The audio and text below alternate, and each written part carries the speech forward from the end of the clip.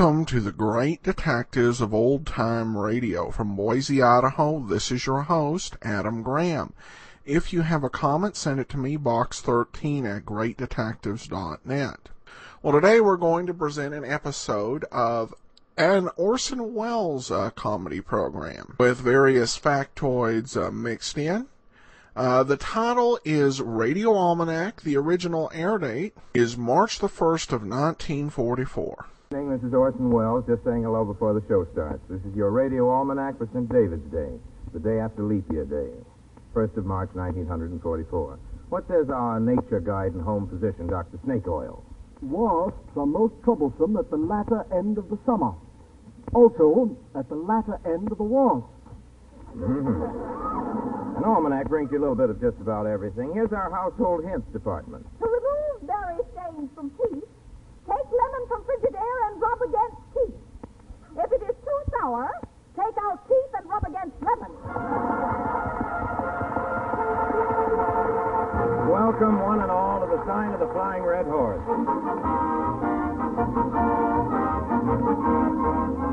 Tonight and every night, at the same time, over these same stations, the makers of Mobile Gas and Mobile Oil bring you Orson Welles.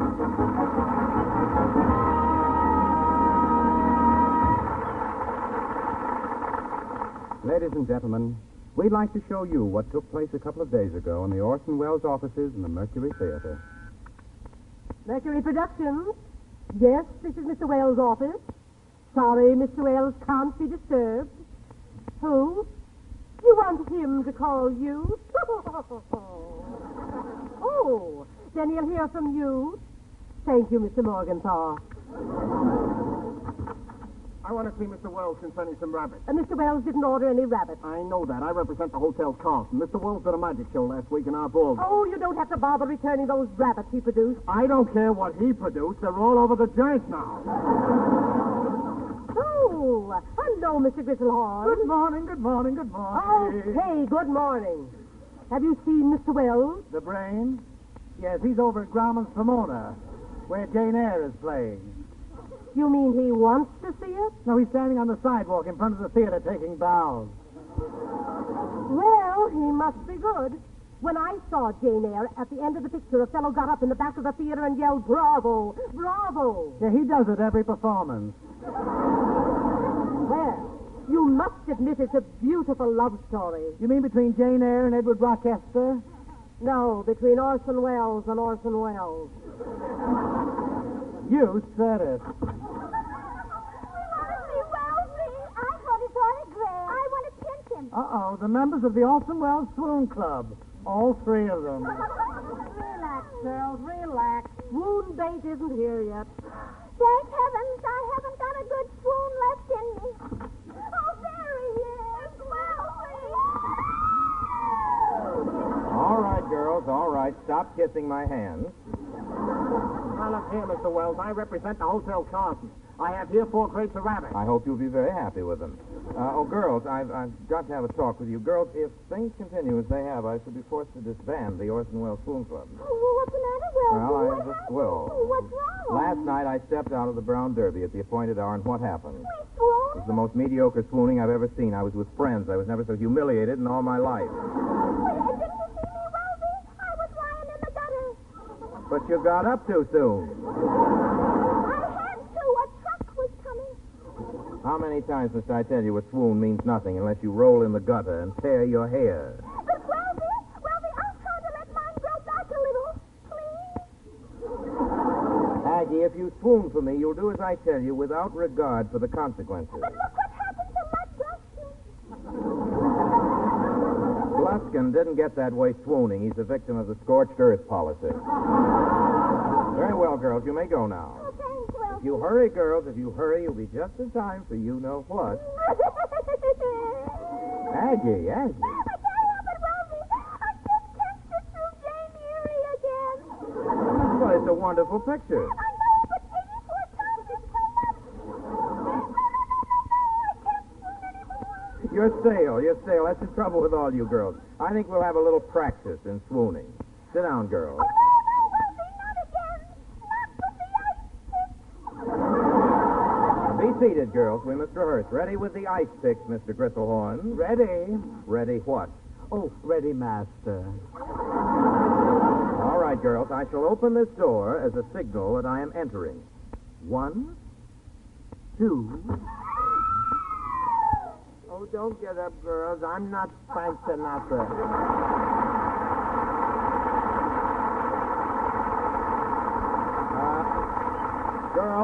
Girls, come on into the inner sanctum. It's time for swoon practice. But please, Mr. Wells. I'm very, very sorry. I can't see anybody without an appointment. Excuse me, miss. I'd like to make an appointment to see Mr. Orson Welles. My name is Victor Moore. I'm sorry, Mr. Wells is very busy. Where can we reach you, Mr. Moore? Oh, you can always find me in the waiting room of the Acme Real Estate Office. I mean, what is your address? Where are you living? In the waiting room of the Acme Real Estate Office. Well, don't you have an apartment? No, I've only been out here 2 years. Well, I did have a nice apartment last week at the Hotel Carton, but I was crowded out by a couple of rabbits. A couple of rabbits? Why didn't you put them out? Well, I was going to, but by the time I got to them, I was outnumbered. I was very happy at the Carton Hotel. I had a wonderful cook. Best cook we ever had. She was with the family for hours. Now can I see Mr. Wells? He can't be disturbed. Well, could I see him tomorrow? I'm afraid not. How about 3 weeks from next Tuesday? Yes, that's all right. All right, I'll just sit here on this bench. Now, look here, miss. What do you advise me to do with these 12 crates of rabbits? I advise you to get more crates. Good morning, young lady. You may inform Mr. Wells that I am here. Mr. Wells is in conference, Sonny. I presume the appellation Sonny is intended to be facetious. I am a member of Mr. Wells' church staff. My name is Noel Buffman, B.S., Bachelor of Science, QK Quiz Kid, and Ph.D., Doctor of Philosophy. How do you do? I'm Fanny Grimmett, M.D. M.D.? Mersey Dote. Have a seat. I shall give Mr. Wells exactly 30 seconds in which to see me. That's telling them, Bob. Are you waiting to see Mr. Wells? Yeah, I got an appointment 3 weeks from now. You mean you're going to sit on this bench for 3 weeks and wait for Mr. Wells? Oh, sure. It's a much nicer bench than the one I'm living in at the Acme Real Estate. You're willing to sit on a bench 3 weeks to see one man? Is your pride that callous? Yeah, and that ain't all, Sonny. What are you, a man or a mouse? Oh, I'm a man. Here it is, right on my Social Security card. Look, text, mail. Don't believe everything you read. You're a jellyfish. That's right. You're wishy-washy. Well, you let people push you around. You got about as much aggressiveness as a flounder. That's not the way. You ought to be like a tiger, protecting its young. Yeah, that's what I am. A tiger protecting its young.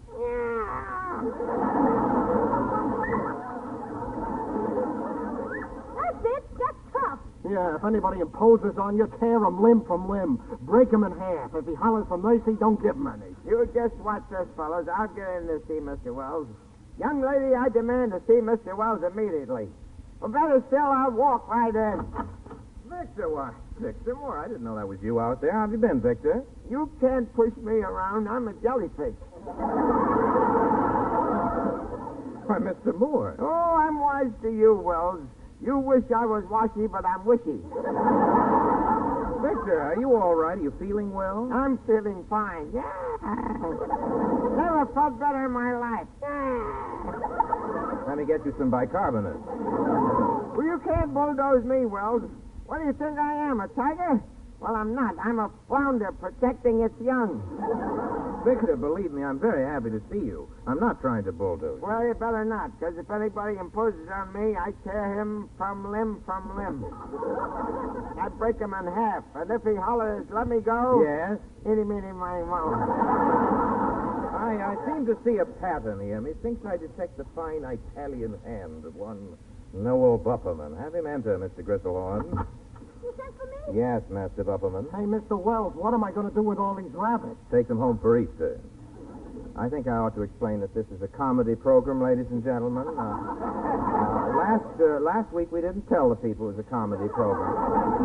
Of course, we told them afterwards, and they laughed all the way through Gabriel Heater.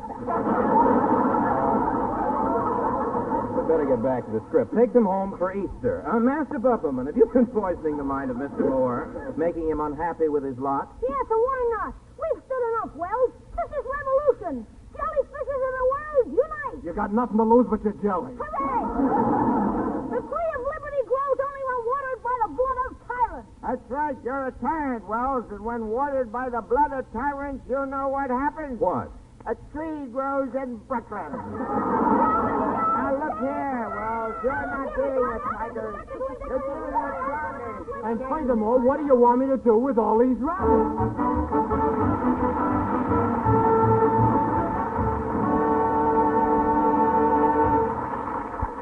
Folks, the death rate of American automobiles today is shocking. So conserve your car.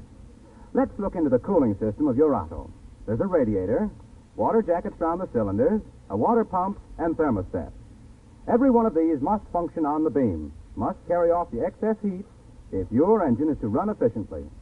Since water isn't pure, deposits form, and rusting also sets in. If the tubes get clogged up and they're no bigger than a pencil, then your radiator's ruined. If the motor overheats, the cylinder block can crack. Parts are irreplaceable today, folks, so don't fool around. See your mobile gas dealer soon, tomorrow. Have him flush your radiator and clean out that scale and rust with Mobile Radiator Flush. It scours and cleans each tiny tube. That's the cure. Now, the preventive. Mobile Hydrotone. Have this poured in to prevent new rust and scale from forming in your radiator for months to come. See that your car gets a break and not a breakdown. Take off to the sign of the Flying Red Horse. Ask for Mobile Radiator Flush and Mobile Hydrotone. Ladies and gentlemen, you like the King Cole Trio so much we brought them back again. Here they are.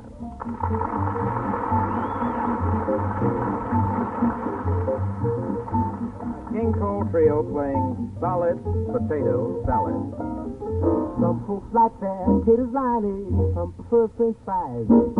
But I like mine steaks with miney, coleslaw on the side. Solid potato salad, that's solid salad jack. Solid potato salad, boy. Take a plate, fill it up, and bring it right back. Solid potato salad, and let's have no yak. Solid potato salad, boy. Take a plate, fill it up, and bring it right back. The mama says to the bird, your skin looks slightly pallid, so I'll read you later, bird. For some solid potato salad, solid potato salad, that's solid salad jack. Solid potato salad, boy. Take a plate, fill it up, bring it right back.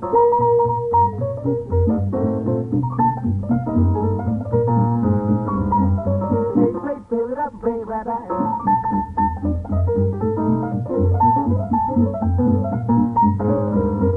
Take a plate, fill it up, bring it right back.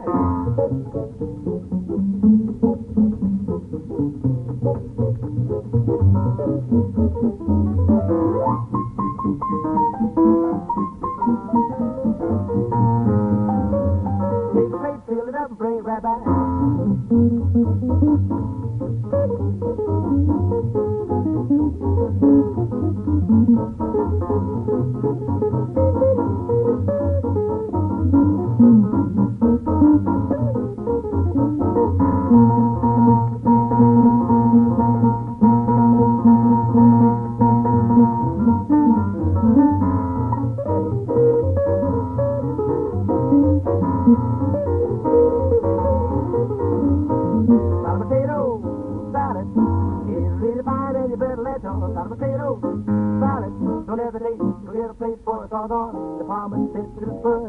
Your skin looks slightly pallid, so I'll feed you later, bud. Some solid potato salad, solid potato salad, that's solid salad jack. Solid potato salad, boy. Take a plate, fill it up. Take a plate, fill it up, bring it right back. Take a plate, fill it up, bring it right back.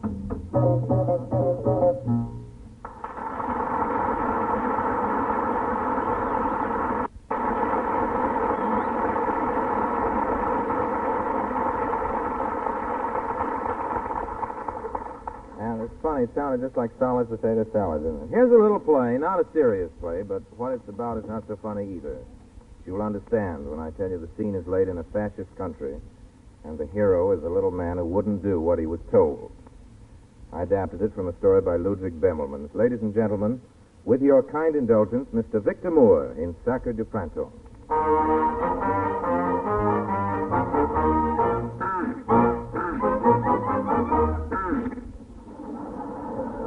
The Undersecretary of the Division of Spring of the Ministry of the Four Seasons, the Ministers of Discipline and Order and of Strength through Joy, announced the beginning of spring. Spring is here. Spring is here.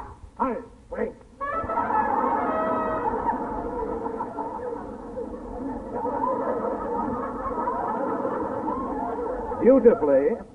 Beautifully, with dispatch and promptness, there appeared blossoms in their proper colors on all the trees in the land. Phooey, what do I care about the old blossoms? How good, how without problems was life ahead for the citizens of the Providence State. Phooey, phooey, double phooey. The railroad ran extra trains to take each and every citizen out into the spring.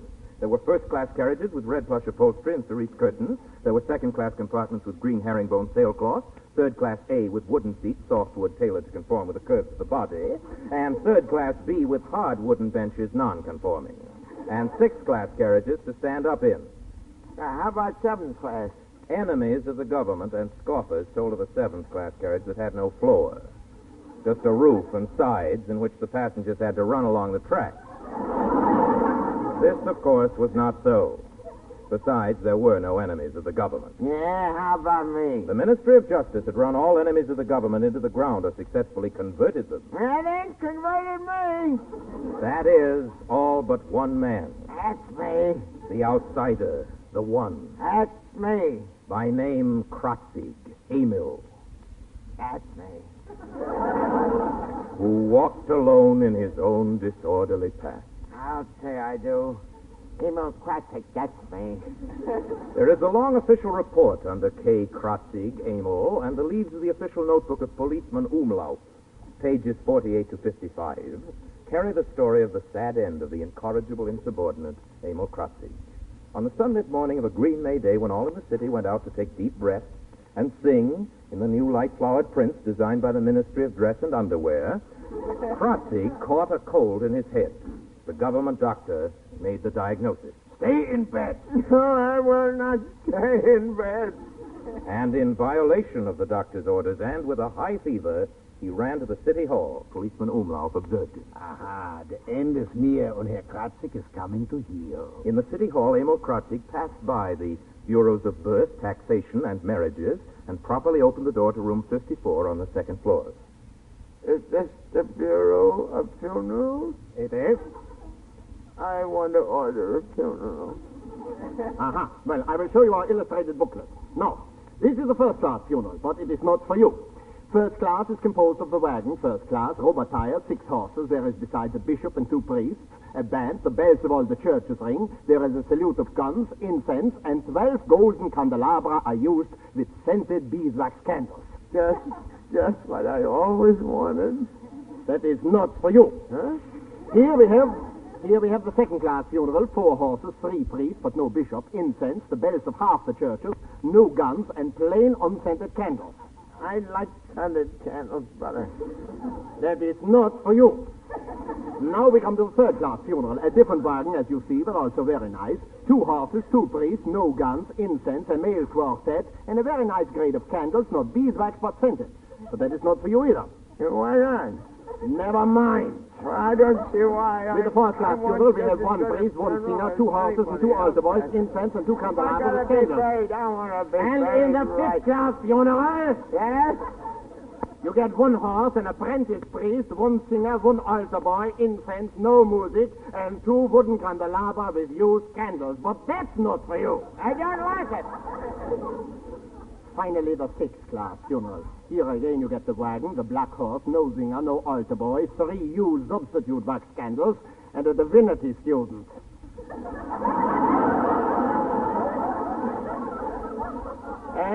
And with this funeral goes a rental coffin.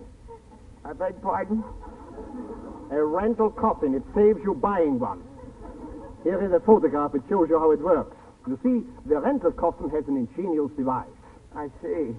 2 doors at the bottom open when a lever is pulled. Once occupied and having been carried to its destination, the coffin is opened at the bottom and the occupant is dropped into the grave. So the rental coffin can be used over and over again. That's the 6th class, eh? Look, can you show me anything else? That is as far as we go.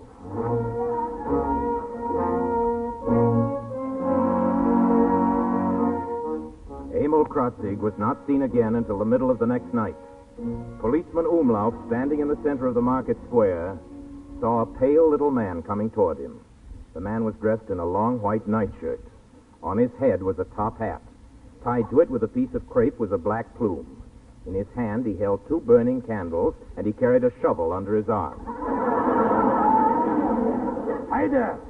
What is your name? I am Emil Krotzig. I died last night. I'm going up to the cemetery. This is a 7th class funeral.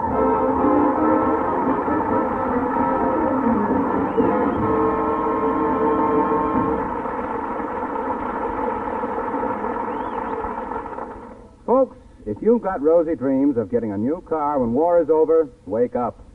Brand new buggies will be scarce for long, long after peace rings out. In the meantime, honestly, it's staggering the way American cars are going out of service. Every day, 4,000 more cars hit the junkies. What's sending autos to the ash can in this wholesale fashion? In too many cases, absolute neglect of oil. Letting oil get worn, dirty, and thin. That, folks, leads to wear. That leads to breakdown. What's your answer? Change oil frequently and change to good, fresh Mobil oil. This famous motor oil is specially processed, custom built, to guard your engine's vital parts against corrosion, wear, and sludge formation. Mobil oil is free-flowing and protective. It clings thoroughly and works to keep your engine clean and running smoothly. Keep your car in working order. Keep it rolling. Pull over to the sign of the Flying Red Horse. Get your crankcase filled up to the full mark with the world's best seller, that Lulu of a lubricator, Mobil oil. Ladies and gentlemen, your Radio Almanac continues now with our home physician and medical guide. What says Dr. Snake Oil? Hoarseness and tickling of the throat can be relieved by gargling with a raw egg. Now, if the throat is extremely sensitive, remove the shell. Thank you, Dr. Snake Oil. And now our household hints department, Miss Prudence Pratt. When postage stamps are stuck together, you can still utilize them by passing a hot iron over them. You can then mail the iron anywhere in the United States. Thank you, Miss Pratt. Here's an interesting item from our zoology department. Camels live to be 40 or 50 years old and can go for 3 days without stopping for water. W.C. Fields can do even better. And Gabriel Heater goes on in 15 minutes. Ladies and gentlemen, seriously, the Constitution of the United States was declared to be in effect the first Wednesday in March, 1789. Today being the first Wednesday in March, your Radio Almanac turns a little solemn and suggests perhaps some thoughtful celebration. Here's a curious item. The Democratic Party was originally the Republican Party. You see, in Thomas Jefferson's day, there was something called the Democratic Republican Party, and this was usually just called the Republican Party. I thought I'd make that very clear before quoting the following. Men, said Thomas Jefferson, men are naturally divided into 2 parties. One, those who fear and distrust the people and wish to draw all power from them into the hands of the higher classes. 2, those who identify themselves with the people and have confidence in them. In every country, these 2 parties exist. The appellation of aristocrats and democrats is the true one, expressing the essence of all. You understand what Jefferson means by Democrat. I hope you won't think I'm campaigning for anybody when I quote from him. Whitman says, "Did you too, O friends, suppose democracy was only for elections, for politics, and for a party name?" It happens that I'm greatly interested in newspapers. I read many of them from all parts of the world, small-town newspapers, big city newspapers, trade papers, and I even read the Wall Street Journal, and in that estimable publication, I've just come upon an editorial inquiry as to the definition of the word democracy. The writer wants to know if we, the people, know what we mean by it. He doesn't think we do. Said Abraham Lincoln, this expresses my idea of democracy. As I would not be a slave, so I would not be a master. Why should there not be a patient confidence in the ultimate justices of the people? Is there any better or equal hope in this world? That's the way Lincoln put it, briefly and perfectly. I don't think any of us would care to admit we don't go along with that definition. Here's what Aristotle had to say on the subject over 2,000 years ago. Democracy arose from men thinking that if they are equal in any respect, they are equal absolutely. They held these truths to be self-evident, even in ancient Greece. And indeed, wherever democracy has been valued, its meaning is clear. The only arguments are about how to realize it. We have frequently printed the word democracy. This is Walt Whitman speaking again, and he's going to close the discussion. We've frequently printed the word democracy, yet I cannot too often repeat that it is a word the real gist of which still sleeps quite unawakened. It's a common word whose history has yet to be enacted. I use the words America and democracy as convertible terms. America counts on the future. Our new world I consider far less important for what it has done, or what it is, than for results to come. I speak the password primeval. I give the sign of democracy. By God, I will accept nothing which all cannot have their counterpart of on the same terms.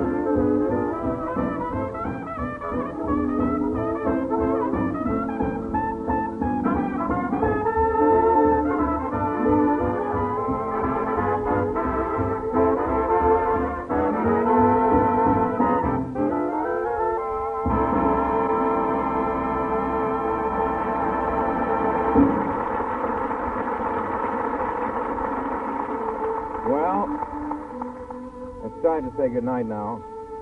But before I go, I'd like to mention that tomorrow is Independence Day in Texas and also Sam Houston's birthday. It's also good enough from Texas, a little hand there. It's also the birthday of Carl Schurz, who said, ideals are like the stars. We never reach them. But like the mariners of the sea, we chart our course by them. Thanks for listening, everybody. Please join us next week. Until then, my sponsors, the makers of Mobil Gas and Mobil Oil, and Hans Conried, John Brown, Lud Gluskin, Jack Mather, Aggie Mercury, and all of us in the Mercury, remain, as always, obediently yours.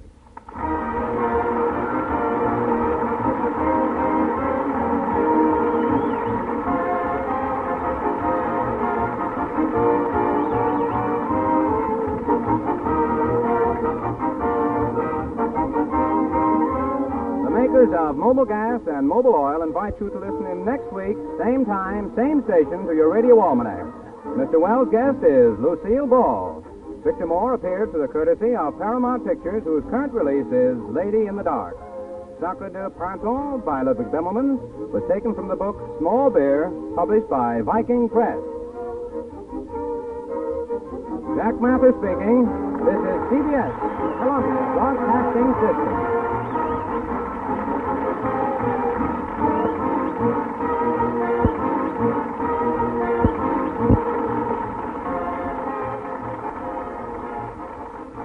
That will do it for today.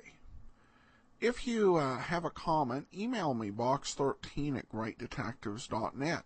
I welcome your story or that of loved ones who served during World War II.